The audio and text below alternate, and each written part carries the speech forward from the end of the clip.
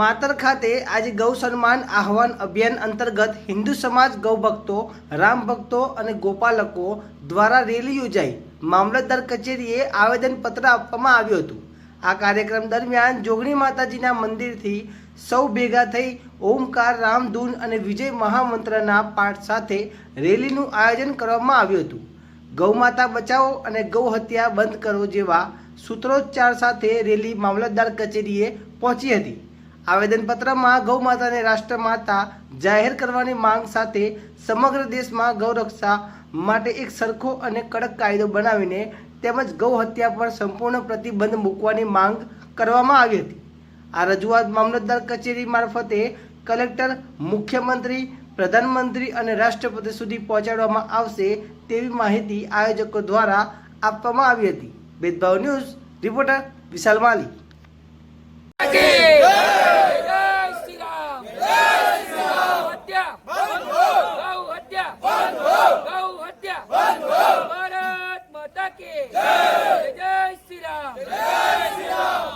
મારું નામ ગેવુમીનુભાઈ પરમાર છે, સામાજિક કાર્યકર્તા છું અને હાલ માતર તાલુકાના સમગ્ર હિન્દુ સમાજ અહીંયા આવેદનપત્ર આપવા માટે ભેગા થયા છે।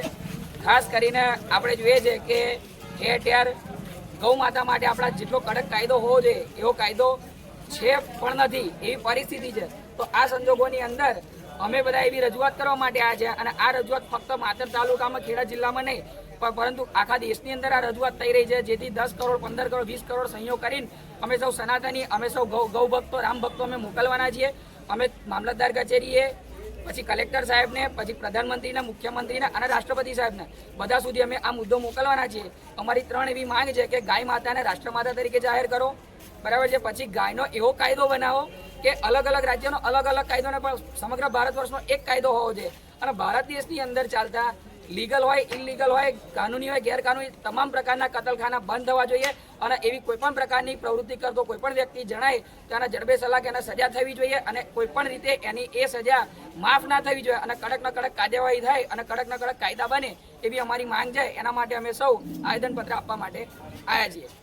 ભરવાડ છે, હું એક્સ આર્મી ઇન્ડિયન આર્મીમાં 17 વર્ષ સર્વિસ કરીને રિટાયર થયેલો છું અને આજે સમગ્ર માતર તાલુકાના હિન્દુ સમાજ અમે ભારત સરકારને એ વિનંતી કરવા માટે આવ્યા છીએ કે સંપૂર્ણ દેશમાં ગૌ હત્યા બંધ થાય, ગાય માટે કેન્દ્રમાંથી કાનૂન બનાવવામાં આવે અને ગાયને રાષ્ટ્રમાતા ઘોષિત કરવામાં આવે। આ માટે આજે અમે સમગ્ર માતર તાલુકાના હિન્દુ સમાજ મામલતદાર સાહેબને આવેદન આપવા આવ્યા છીએ।